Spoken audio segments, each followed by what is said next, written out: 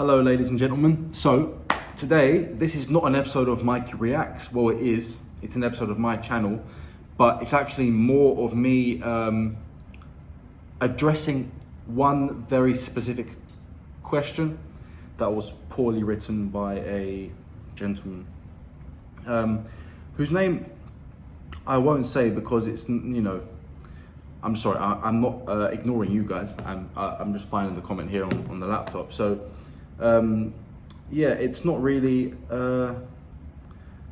up to me to say this person's name. That would just be in poor taste. So, but if I could just go to hit comments and I add comments I've responded to, because I did respond to this gentleman. He didn't respond back to me, so I'm assuming that my answer might have answered his question, but he didn't really want to respond. He might have been stumped. I think my answer really got him. So I posted a video yesterday, and the caption of the video was "Biden for president?" ? Just to clarify, because that's not me making a statement, because that's definitely a statement, a road that I do not want to go down. I don't want to see that again.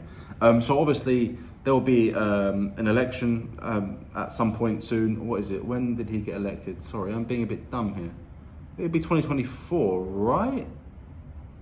Yeah, surely. He's been president 3 years now, unless I'm mistaken. But the amount that he deteriorated, it would seem that it was more like 20. But that's besides the point. I am not here to share my political beliefs, Trump versus Biden, or Republican versus Democrats. If you guys have seen any of my videos, especially my shorts, you pretty much know where I stand on social, economic, and political issues. So that's besides the point. So basically in this video, I talked about whether you think Joe Biden should even consider, I know he is running for another term, but I talked about whether he should even consider running for another term. And if he does run for another term, which he's going to run, what you think will happen? Do you think he'll be elected? Do you think Trump will also run and beat him out of the race? I didn't mention this either, but I personally think that Ronald DeSantis of Florida would be the best option. However, selfishly, I hope that doesn't happen, purely because I would like him to remain governor of Florida once I move to the US, which is in January, which I suppose he still will be at the time, but that's purely selfish reasons. But it would be a great thing for the United States, in my personal opinion, if he did become the president of the US. However, if it is Trump who runs, I personally don't think you can do much worse than someone who doesn't know what's happening. It's better to make the wrong decisions and have the capacity to amend them than to make the wrong decisions as is happening now and not quite know which decision you made in the first place. Right. So the question was, and is written extremely poorly. Anyway, why he talk about US when he British? So, sir, I think what you were trying to ask was, why did he talk about the United States when he is British?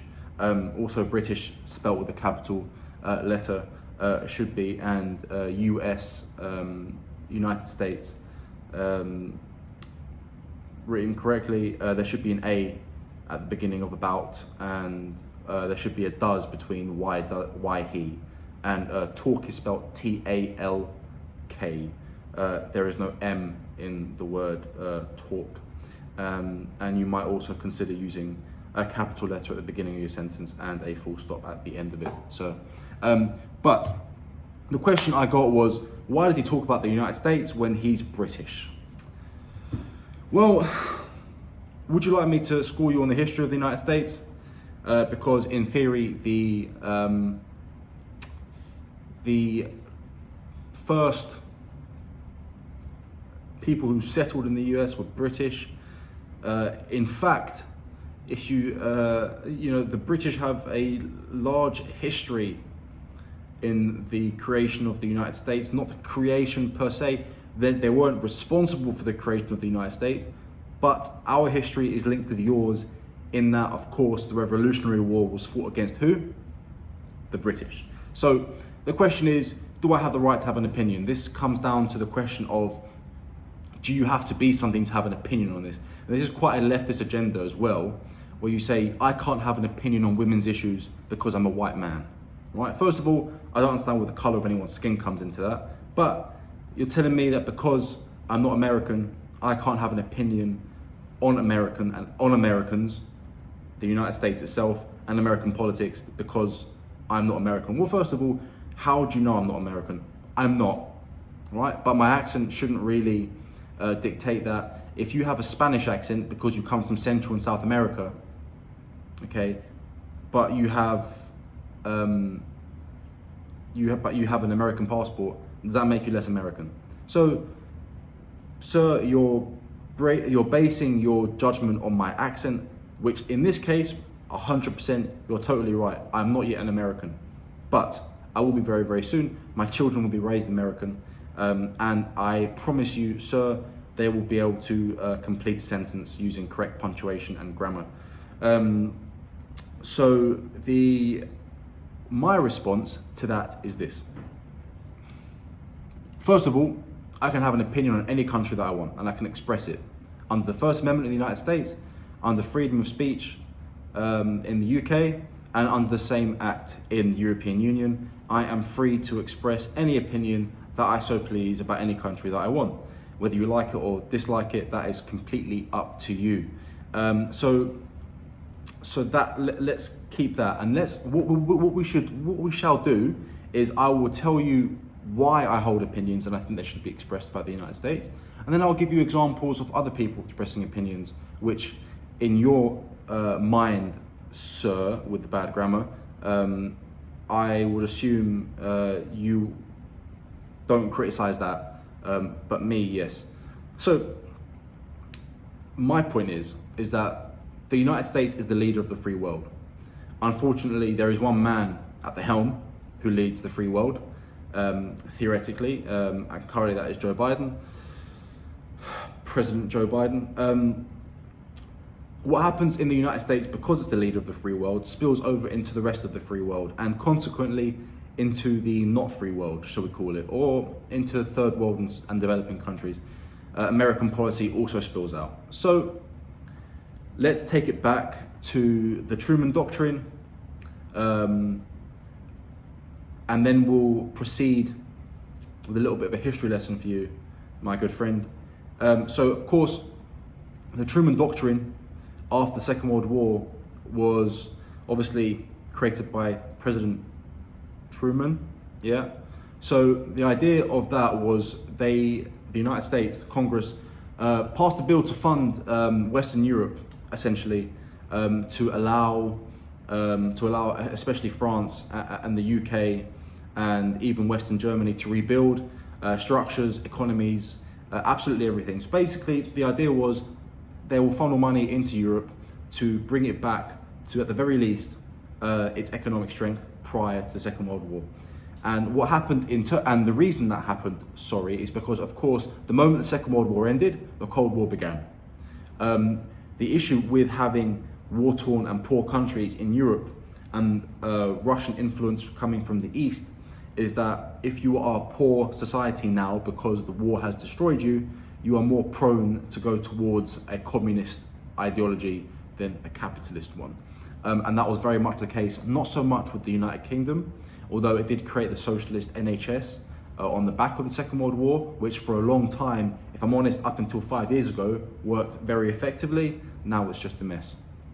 But France was especially prone to communist. There was a growing communist party, growing communist presence, and therefore it needed some influx of cash from the American economy to prevent it from that happening, because it would have been disastrous to the free world had France, one of the biggest countries in Europe and now one of the largest economic countries in Europe, of course, with Germany ironically leading the way now. If that had fallen to communism, there would have been a very, very bad step for Western Europe. So, Truman Doctrine, that created a large American political, economic, and social influence in Western Europe, directly from the United States, directly across the Atlantic, and that has been present ever since. NATO, of course, I know it's a collective of countries. Who really is the leader of NATO? Of course, the United States. And the United States, of course, pushes other NATO countries to increase their percentage of GDP spent on defense, because each country has a equal responsibility in the organization. However, of course, it is the United States that plays the biggest financial, the biggest military role in NATO, purely because of the fact that they are the most powerful nation on the face of the planet. People are now talking about China's growth, Russia's growth, India's growth. Well, India's poor. It's never going to beat the United States in terms of GDP, in terms of happiness, health, and therefore it won't beat it militarily, right? China, it's the same. It's a declining economy. It relies purely on foreign production. Well, no, we rely on their foreign production, but it relies on our business to probably, this is made in China, probably, yeah, to keep afloat. The moment we put the same sanctions on China that we have put on Russia because of their invasion on Ukraine, okay, China collapses. And in terms of Russia's strength, they tried to invade a developing country. Ukraine is not a first world country, okay? It is one of the poorest countries when it comes to GDP per capita in Europe. Eastern Europe is notoriously militarily weak. Did I say notoriously? I meant notoriously. I don't know if I said that wrong.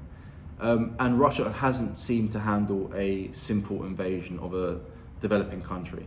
And let's be honest, if that was the United States, it would have been over in a week. Yeah, bottom line. Even if there were Russian intervention. So that is nothing to worry about. So therefore, categorically, the United States is the most powerful country in the world and with the largest influence anywhere on the planet. I'm here in the Middle East, okay? You know who the biggest, amongst sort of average citizens, middle class people, yeah, General Motors and Ford are the two biggest companies here that sell cars. The Middle East. You would think, historically, they would dislike Americans. Actually, they love them. They have American restaurants, American culture, American cars. The road system is American. A lot of the schools, American. Biggest influence. So that's why I talk about it. Everything that means, everything that happens in the United States trickles down to Europe and the rest of the world, okay? The only thing we don't have here in the Middle East is this gender ideology and communism. This is pure capitalist. This is pure conservative. There's none of that stuff. None of it. It's not tolerated. It's not, you know, there's good and bad to be said about that. That's fine. So you look at the UK, which is, in terms of social norms, is conservative. We are a conservative people. We don't make casual conversation in the streets. We have always dressed very smart. We've always had a stiff upper lip, right? And now we have teenagers who don't know which bathroom to use, who have blue hair, okay? And we have environmental activists sticking and gluing themselves to buses, standing on top of trains and chaining themselves up in front of trucks that are carrying oil. And this is an interesting one because there was a report about a group of people who chained themselves or were standing in front of a oil truck. It was bloody vegetable oil. It was like cooking oil for deep fat fryers, and they were standing in front of it. Yeah, it wasn't crude oil. There's no crude oil in the UK. It already gets imported, okay, by BP, okay, as petrol, gasoline, petrol, whatever it is. Petroleum is the correct word. Americans, right? So yeah, when the towers fell on September 11th, 2001, okay, who invaded Iraq? Well, Iraq was before, okay? But who participated largely in the war on terror? Who was the second largest country to commit troops, money, and lives to the conflict in the Middle East. Yeah, that was my people. Yeah, the United States was attacked. Okay, Britain gets involved. Understand? We are brothers and cousins in that sense. Okay, so what happens to you happens to us. Very simple. So my interest, and it's important that I'm interested in American politics, because what happens economically and socially in the United States will happen in the UK. Maybe 2, 3, 4, 5 years later, but it will happen. Okay? You guys elected Donald Trump. Okay? As a byproduct, we got a very similar figure, which was Boris Johnson, and they got on very, very well. You guys elect Reagan. Okay? We had Thatcher. Very, very, very good friends. Okay? You guys currently have an idiot, and actually Rishi Sunak is turning out to be pretty good. So hopefully we don't catch up on that. But we did almost elect a communist. Yeah, we almost elected, what's his name? Oh, well, I don't know, but he used to read Russian literature and Marxist literature and stuff like that. Yes, I know Karl Marx wasn't Russian, he was German, I know. But you see where I'm getting with this. So if I'm not interested in American politics, I'm not going to be able to predict what's going to happen in my country. And also, I'm moving to the United States. So it's important that I do know about these facts. And just because I have an opinion on them, and I'm British, doesn't mean I shouldn't be able to express that, because it's going to become my country. And the bottom line is that people like me, people like you who are watching this and have these opinions that I share, that we share in common, right? If we don't speak up enough, we will get drowned out by the agenda that just seeks to scream at us in the street for being conservative. All right, so it's important that I speak out. I'm speaking out on good values. And lastly, sir, with the bad grammar. And on a side note, I do have a question. The British school system is notoriously known to be one of the best in the world. Genuinely, that's objective, right? It's better than pretty much every other European school system. And from my experience, let's not go university graduates. So we don't have things like community colleges, right? Not to put a downer on them at all, but in the UK you have just universities, right? And generally speaking, they're all pretty much as good as each other. Of course, you've got Oxford, Cambridge, UCL, St Andrews, which, just to clarify, I mean, they're pretty much like the 4 best universities in the world. And of course, mixed in there is going to be Harvard, Stanford, UCLA is probably up there somewhere, I don't know, NYU. Of course, you guys have incredible universities. And the one thing I will say is, of course, for medicine, our best place in the world. But for some reason, the education seems to be more well-rounded in the UK. Is this a byproduct of that? Just question, is it cultural? I'm not being a horrible person. It's just, yeah. I'll leave it at that. Anyway, so yes, Mr. Gentleman with the incomplete sentence. This is what I responded text-based to him. Okay. First of all, I did say half my family are born and raised in the U.S. So I mean, yes, I might not be American myself, but I have a horse in this race, right? Especially when I have young nephews, right? Young nephews and nieces who are going to be growing up in the United States. Like, I definitely have a horse in the race. I have skin in the game here, right? This is my example. When President Reagan was in office, he spoke an awful lot about the U.S.A. and Gorbachev and everyone else, right? Reagan's not Russian. Spoke a lot about Russia. Trump spoke a lot about China, the Chinese virus, and North Korea. He's neither Korean nor Chinese, yet he had a lot of opinions on China and North Korea. Biden speaks a lot about Ukraine, probably because of his son's connections, but he does. He's not Ukrainian, although I'm sure he has a Ukrainian grandchild somewhere. And I'm pretty sure Hillary Clinton spoke a lot about China, Russia, and North Korea in an email somewhere, but unfortunately, we haven't yet found them. You see where I'm going here, yeah? You don't have to be of a certain nationality to speak of that country, right? You don't, okay? I categorically, okay, think, let me give an example. I think South Africa's politics currently aren't in a very good shape. I've recently visited, and there was near chaos with the electricity system, with the grid, with the national grid. Not South African, still valid opinion. I'll leave it at that. I think you kind of understand my point. So that was just the response to that question, sir. I'm very, very sorry if I somehow insulted you there, my good friend. I didn't mean to. I am a bit of a snob when it comes to grammar and the written word. I think if you're going to publish something, and by commenting, you are publishing something for the entire world.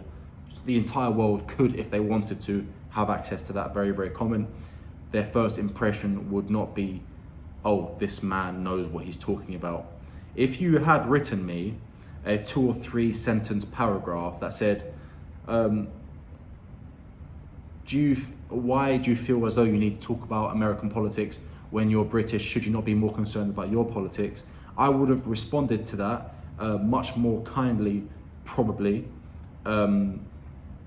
because I would have felt as though I'm talking to someone who might know kind of what they're talking about. Does that make sense?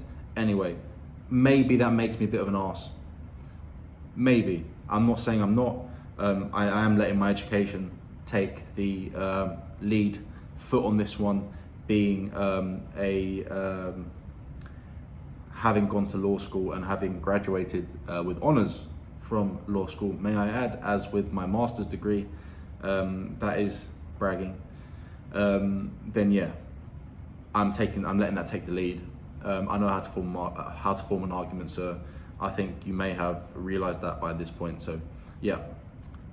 In conclusion, yes, not American. I have opinions on America, and actually my opinions ally with the majority of conservatives in the United States, which in my opinion, by the end of Biden's term, will make up more than 50% of all voting opinions. So that is the conclusion to my point, sir. If you have any opinions on the United Kingdom, feel free to express them. By the way, our dental system is one of the best in the world. We actually have some of the world's best teeth. Just to clarify, actually, if you look up the statistics, look up the actual literature, and you will find that they're better than American teeth. But that's just anecdotal, guys. We are brothers, we are cousins, sisters. We are one and the same, right? We have a common goal, and that is freedom, democracy, and love for each other. So guys, God bless you, God bless your families, and I really, really hope you enjoyed my response. Have a fantastic day. See you on the next video, ladies and gentlemen. Thank you for your support. If you did like what I had to say here, and you want to support me, sorry, you know where the button is, just down here somewhere. You can support me with any amount of money at all. If not, if you enjoyed my talk points, give me a thumbs up and subscribe to the channel, and we'll see more of you hopefully. The button's not working again.